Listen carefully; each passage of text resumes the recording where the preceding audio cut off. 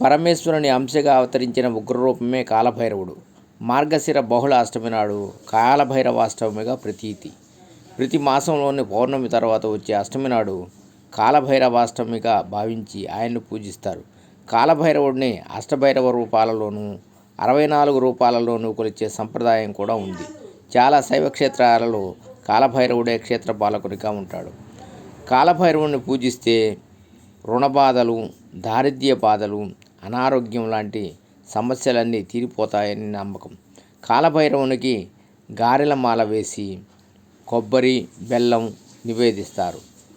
కాలభైరవాష్టకం చదివి కాలభైరవుడిని పూజిస్తే మృత్యుభయం తొలగి దుష్టగ్రహ బాధలు తొలగుతాయి.